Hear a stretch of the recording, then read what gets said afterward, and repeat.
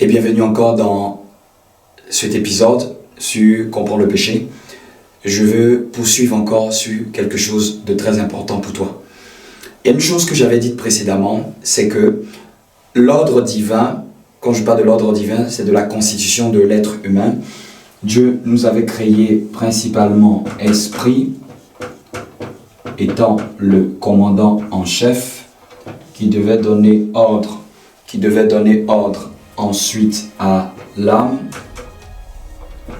et l'âme ensuite devait donner instruction au corps. Ça, c'est l'ordre divin lorsque Dieu a créé Adam et Ève. C'est dans cet ordre-là, ils ont été constitués. 1, 2 et 3. Lorsque le péché est entré dans l'homme, le péché, je l'ai imagé, est entré comme un virus, a virusé. Et je prends le temps de répéter et de faire différentes approches pour mieux appréhender cette notion. A virusé l'esprit, virusé l'âme, virusé le corps. Qu'est-ce qui s'est passé? Cela a dénaturé l'être humain. Et l'ordre divin a changé, est devenu un ordre maléfique, un ordre satanique, un ordre démoniaque, un ordre charnel. Et je vais t'expliquer, je vais te dessiner qu'est-ce qui s'est passé justement dans ce changement d'ordre. Au lieu que ce soit esprit, âme et corps, l'homme est devenu corps en premier, corps, ensuite âme, l'âme qui reste vraiment le centre de l'être humain, le carrefour de l'être humain, et esprit. Dieu avait créé l'homme, esprit comme commandant. Comme le péché est entré, ça c'est après le péché.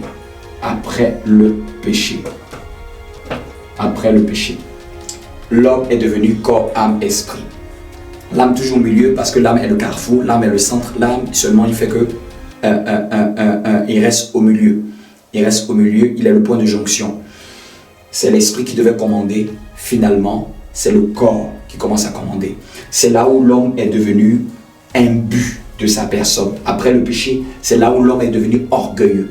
L'homme a commencé à marcher selon ses plaisirs et ses désirs. L'homme a commencé à devenir haineux, aimant le mal. Le mal a été incarné dans l'homme. C'est ce jour-là où l'esprit s'est retrouvé esclave, puisque l'esprit s'est déconnecté de Dieu, qui était sa source. L'esprit est devenu un esclave.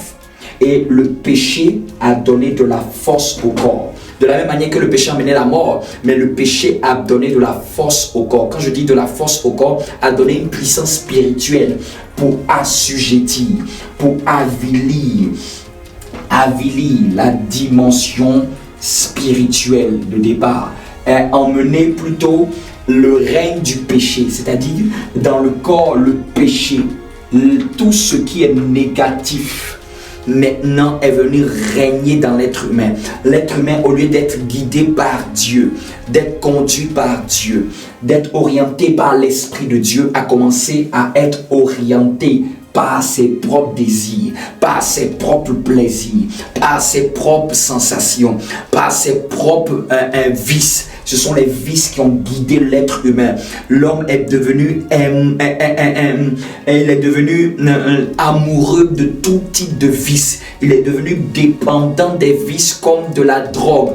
C'est pour ça que jusqu'à aujourd'hui, lorsqu'un enfant naît, même quand on est obligé de lui apprendre les bonnes manières, mais personne ne lui apprend les mauvaises manières. Les mauvaises manières sont comme innées. Ça, c'est le fruit de l'héritage, puisque nous sommes les descendants d'Adam et Ève par excellence. Nous avons hérité tous de ce patrimoine spirituel qui fait que le péché est dans l'homme. Même lorsqu'un enfant naît, il est trouvé corrompu.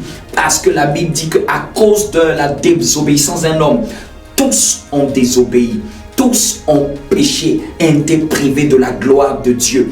Pas un seul, tous sont morts. Pas un seul, tous ont été éloignés de Dieu. À cause de l'erreur d'Adam et Ève, tous les êtres humains, même s'ils veulent faire de bonnes actions, dans leurs entrailles, dans leur être, ils sont dénaturés. Ils sont configurés différemment de la configuration de Dieu. La nature qui est en eux est une nature qu'on appelle la nature pécheresse. Est une nature qu'on appelle la nature qui pousse, qui donne la tendance au mal et non la tendance à Dieu. C'est une nature qui fait de nous des ennemis de Dieu dans nos pensées, dans nos actes. C'est cette nature du péché-là qui fait de nous des rebelles de Dieu, des imbus, des indépendants, où nous voulons bâtir notre vie par nous-mêmes. Nous voulons faire par nos propres pensées, par nos propres penchants. Bien-aimés, c'est cette nature du péché. C'est ce qui est appelé même aussi le péché originel, le péché du début, le péché du commencement, celui qui a provoqué toutes ces choses dans l'être humain. Donc en réalité, lorsque tu te bats contre le vol, ce n'est pas le vol le problème, c'est la nature qui pousse au vol qui est le problème. Lorsque tu te bats contre le mensonge, ce n'est pas le mensonge le problème. Le mensonge n'est que le fruit, la conséquence de la nature qui nous a corrompus.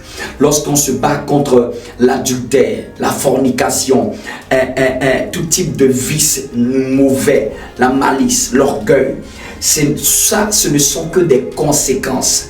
Mais la cause, la racine, c'est la nature qui a virusé l'être humain. C'est le changement de nature qui s'est fait à l'intérieur. C'est ce virus-là qui a apporté tout ça comme conséquence.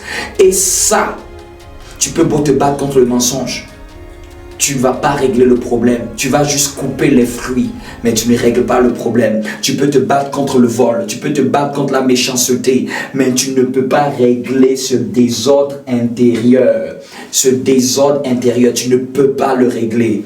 Tu ne peux pas le régler. Même si tes actions sont des actions guidées par une bonne éducation, quand Dieu te regarde, tu sens et nous sentons mauvais. Nous sentons différemment de son odeur. Nous n'avons pas la même nature que lui parce que nous avons été dénaturés. Un chien reste un chien, même s'il est habillé d'un costume, même si on lui a mis des mocassins, même si on l'a vêtu de gloire. C'est-à-dire que un pécheur reste un pécheur, même s'il ne pratique que le bien. Si sa nature est d'être pécheur, il est pécheur, pas à cause de ses actes, mais à cause de sa nature. Donc quand on dit qu'on est pécheur, ce n'est pas à cause de nos actes, c'est à cause de ce qui est à l'intérieur de nous. Quand on dit que nous sommes pécheurs, ce n'est pas à cause de ce que nous avons fait, ce n'est pas à cause de la quantité. Dieu s'en fout de la quantité de ce que nous faisons. Le problème de Dieu, c'est un problème de nature. La nature de mes enfants ont changé. La nature de mes enfants a changé. Et c'est ce que je voulais te faire comprendre dans ce passage, te faire comprendre l'importance du péché originel. Le péché originel, c'est le péché qui modifie la nature. C'est le péché qui donne la nature, qui pousse au vol. Le péché originel, c'est le péché d'Adam et Ève. C'est le péché du début, c'est le péché du commencement. C'est lui qui pousse les gens à voler, c'est lui qui pousse les gens à détruire. Donc, aujourd'hui, on met l'accent sur les conséquences du péché. Tandis que Dieu, son problème, ce ne sont pas les conséquences du péché qui l'intéressent. Il veut régler la nature qui pousse à commettre ces mauvaises actions. Et cette nature, aucun homme ne peut la changer. Il faut le Créateur pour la changer. Si tu comprends ça, tu comprendras l'importance de la miséricorde de Dieu. Tu comprendras que toi-même, tu ne peux pas par tes propres efforts devenir juste devant Dieu. Personne ne peut être juste devant Dieu. Même si j'ai pratique de bonnes œuvres, si ma nature est la même, je reste toujours loin de Dieu. Si tu es chinois et que tu parles français, tu restes chinois. Si tu es chinois et que tu parles anglais, tu restes chinois. Si tu es chinois et que tu parles comme des Allemands. Un Chinois parle allemand, ça ne fait pas de lui un Allemand. Il reste chinois parce que sa nature, son passeport, il est chinois. Il est chinois. Donc aujourd'hui, on a des personnes qui ont la nature pécheresse et qui veulent changer le langage pour être trouvés juste devant Dieu. Ça ne marche pas ainsi. Dieu doit changer le passeport. Dieu doit changer la nature. Dieu doit traiter le problème à l'intérieur et non à l'extérieur. Le problème de Dieu, c'est ce qui est entré à l'intérieur et non ce qui se passe à l'extérieur. Si l'intérieur change, l'extérieur va changer. Mais si on change l'extérieur, l'intérieur ne change pas pour autant. Dieu est béni.